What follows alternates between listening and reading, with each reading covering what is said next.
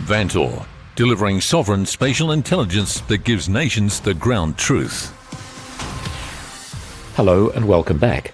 At the time of recording this podcast, a ceasefire deal between the United States and Iran seems to have been worked out. It's too early to comment on the details, but hopefully it's going to hold. I've no idea for how long. I hope that in future the Australian government is not quite as hasty, egging on the United States the next time they decide to bomb another country. What else is happening? It's too early in the morning to see any of Donald Trump's birthday UFC cage fight. It's something that I don't plan to watch, but I'm fairly sure that at least one Australian cabinet minister will be staring adoringly at the screen in the hope of getting a glimpse of Pete Hegseth, the macho comic book character self-identified as the US Secretary of War. Now, I'm going to start with a couple of corrections, one of them a very important one, and that is in the last podcast when I was describing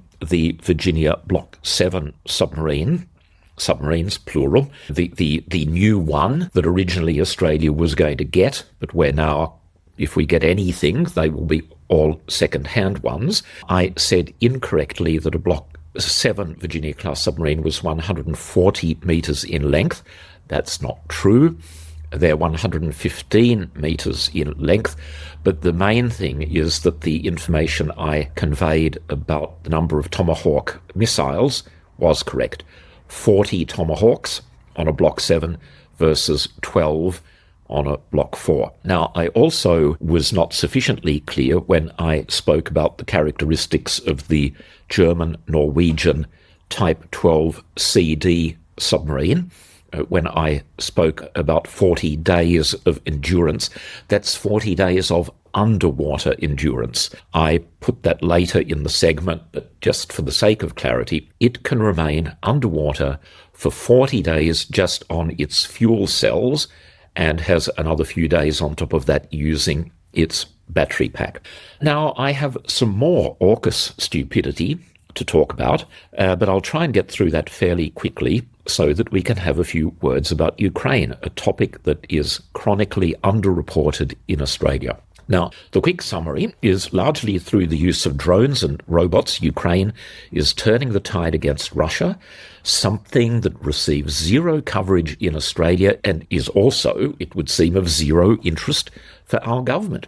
Ukraine has negotiated security agreements with a large number of countries. I think that the number 28 comes to mind, but for some inexplicable reason, negotiations with Australia have been stalled for about a year, and I assume this is because of the complete indifference of our foreign and defence ministers, and I'll have a lot more to say about this in due course. Now, winding back the clock, I woke up last Friday morning, this was June 12th, to see a fair bit of media coverage about the visit of Defence Minister Richard Marles to the UK, and more particularly the unfortunately timed resignation of the British Defence Secretary, Mr Healey, which occurred just a couple of hours before the two of them were to hold a joint media conference. Whoops, that's a little bit embarrassing.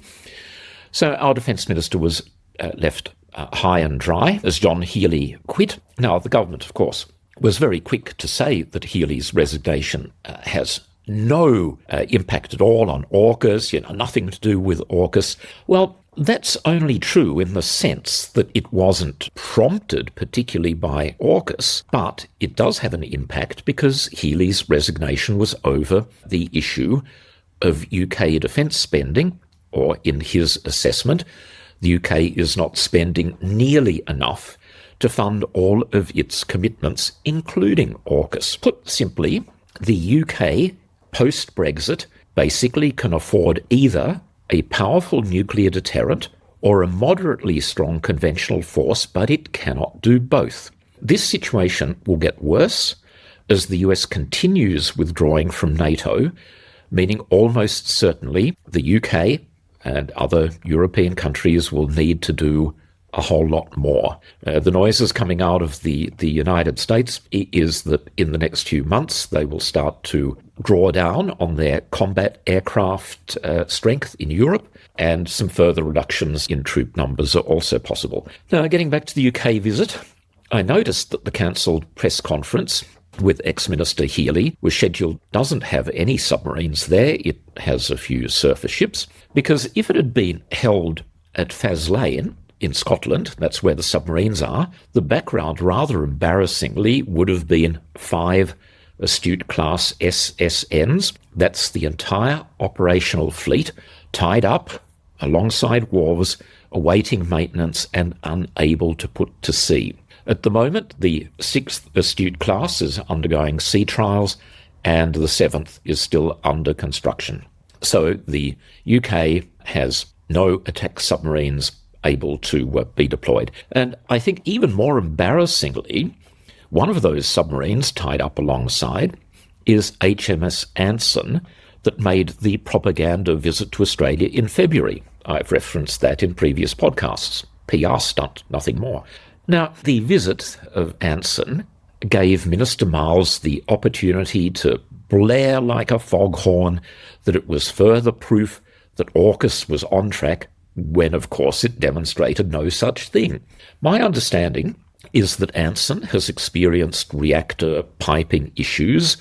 That's on the Rolls-Royce PRW2, the design of which has been criticised from a safety point of view. So the government made such a big deal about the Anson visit and the fact that some Australian companies supplied parts while it was at HMAS Stirling, but I bet you won't hear a peep out of them about Anson breaking down and being out of action for an indefinite period of time. And let's just hope it hasn't broken down because of those Australian spare parts. And by the way, the Royal Navy surface fleet isn't in much better shape. I read quite recently that the lead ship in the Type 45 destroyer series, HMS Daring, which I had the pleasure of sailing on back in 2013, went in for repairs in 2017 and will be going back to sea fairly soon. 2017 and now, people can do the maths, 8 years. In other words, the ship has been longer in a yard under repair than it has actually managed to operate. But getting back to the Astutes, many journalists, including me, have expressed an interest in seeing how Astutes are built, and we would like to visit the yard at Barrow-in-Furness in Cumbria. It's operated by BAE Systems, the prime contractor. But these requests have always been resisted by UK Inc., the UK government, BAE themselves, citing security concerns. You can't let journalists onto a site like that. Well, I can assure people that's rubbish. Now, I've been to several submarine construction yards, including one building a nuclear-powered submarine, and I can assure people that there are no genuine security concerns whatsoever. You can't take photographs, and if you go into a control room, there are certain areas that are fenced off, screens covered up. But when it comes to the yard itself, it's just lots of big pieces of metal and lots of big blokes, because it's mainly men, with welders and angle grinders doing their thing. There are a couple of good reasons why journalists will never be invited, but that's got nothing to do with security. I'm informed by Cameron Stewart from The Australian, who I know very well, good journalist. He visited Barrow at his own expense, and I'll paraphrase only slightly. I won't use Cameron's exact words to me. He said it's total dump and no one in their right mind would ever move there for work. Now, that matters because BAE Systems say they will need about an extra 10,000 workers pardon me, for the 2 programs, the Dreadnought SSBNs, the big ballistic missile firing submarines that they're building, and then followed by SSN AUKUS, this submarine that the British are designing for us. which will supposedly eventually be constructed at Osborne in Adelaide. Now, that's the first reason. They just don't want us to see what a dreadful mess Barrow is. They wouldn't want any reporting on that. But the second reason is there was a large fire in the main assembly hall in October 2024, and the full extent of the damage has never been revealed, though at the time company people described it as significant, a word that was quickly dropped. Now, apparently that fire burned for 14 hours, and I saw some news footage at the time, people can still find it on the internet, with this entire huge building glowing with flames. It looked like a vision from hell. But of course, the official narrative soon changed to it was just a minor fire, just a scratch, so to speak, and nothing serious had actually happened. I don't believe a word of it. Anyway, in summary, UK shipbuilding is a mess, and it's hard to imagine that any of the timetables for SSN AUKUS are going to be even remotely met. If I hear Richard Marles saying yet again that everything is happening at pace, one of his favourite descriptions, I'm going to throw up. Now, what else? I also saw a media report that Dennis Richardson, former Secretary of the Department of Defence, former ambassador to Washington, who I know, saying basically that 3 old Block 4 Virginia-class submarines, we're back onto the Virginias, are still a better level of capability than the Collins class we have. Well, that's certainly true, but that's a completely unfair comparison because Collins is now a 40-year-old design.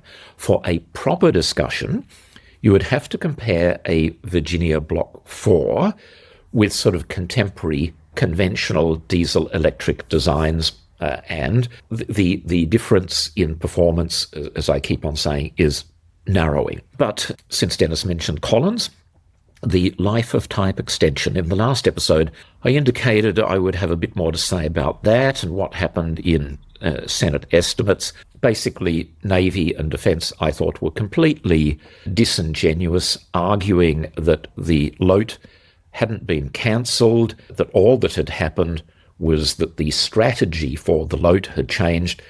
In other words, the submarines won't be upgraded to extend their life. All that will happen is that Defence and ASC will do enough routine maintenance to keep them going. Anyway, I thought it was all very, very deceptive. Anyway, this Dennis Richardson approach, which is fairly typical of AUKUS Pillar 1 boosters, is basically, we don't care what it is as long as it's powered by a nuclear reactor. But more than that, it has to be a nuclear reactor built by English-speaking people, because otherwise we would be speaking with the French and especially with the South Koreans. It's getting a bit dated, but Senate estimates about a fortnight ago, you can milk those sessions for information for months to come. It explains why it's still all the way with AUKUS, with CDF David Johnson explaining under questioning that about 900 Australians, service personnel and a few civilians, are embedded in the US and the UK systems, with the vast majority of those being in the United States. 900.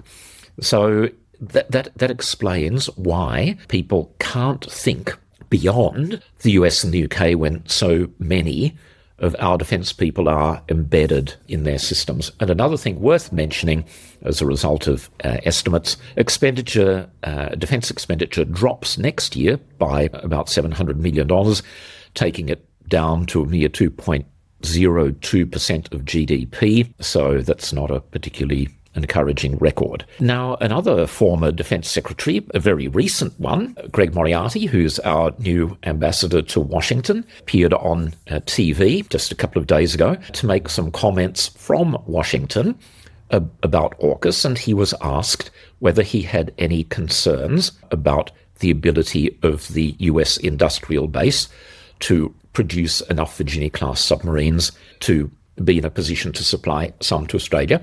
And rather than doing the Richard Marles thing of saying, oh, nothing to worry about here, it's all happening at pace. He was a bit more circumspect, saying that, well, yes, big investments are being made, but the program is not yet where it needs to be. Now, that is fair and accurate and reasonable, and I just wish that our politicians were able to say the same sort of thing. But they don't want to, because once you start going down that path, if any journalists had the ability to follow up, the question to the minister would be, well, what is the percentage chance, in your view, of production being lifted to 2 Virginias per year or 2.33 per year? Now, if a minister said, well, on 99.9%, people could relax, fine. But if a minister told the truth and said, well, it's more like 50%, the complacent Australian public might finally start waking up. As in, is it really wise to be spending this huge amount of money when the probability of success is only 50%? The tactics of defence in this have always been clear. Throw such a huge amount of money at AUKUS Pillar 1 to make it impossible for a government, any government, to back out. The total wasted on the failed attack class program was about $4 billion, and with AUKUS we are already over $9 billion, and that amount will accelerate, and we are a decade away from having any useful capability. And another shocking part of this formula is that the government and defence planners actually, I think indifferent is the word that I would use when I discuss with them the possibility of Australia receiving no Virginia-class submarines. They basically say, oh, well, we'll just muddle through with the Collins fleet, and the main game for us is the construction of SSN AUKUS in Adelaide. We'll just write off those tens of billions of dollars. I'm not aware of that sort of nonchalant attitude being apparent in any other sector of public policy, and I'll be elaborating on that a lot in future episodes. Now, as promised, I'm going to conclude with a few words about what's happening in Ukraine. And Ukraine has been making territorial gains. I think that I've mentioned that in the past, but those gains are continuing. There are a number of Russian units that are coming close to being encircled, and Ukraine has now extended the drone kill zone from previously, it was about 20 kilometres wide, to now 40, even 50 kilometres wide. And the Ukrainians are disrupting Russian logistics to the point where the Russians are having great difficulty resupplying troops on the front. They are having big problems. Their economy is also having big problems as the Ukrainians strike, in particular, at their energy infrastructure. The Australian government needs to get off its backside. It needs to sign the security treaty with Ukraine, and it also needs to do more on the funding side to really deliver the sort of final blow to Russia and get them to negotiate. Thank you very much for listening. Goodbye for now, and see you next time. Vantor delivers sovereign spatial intelligence so nations can own the ground truth. See how at vantor.com.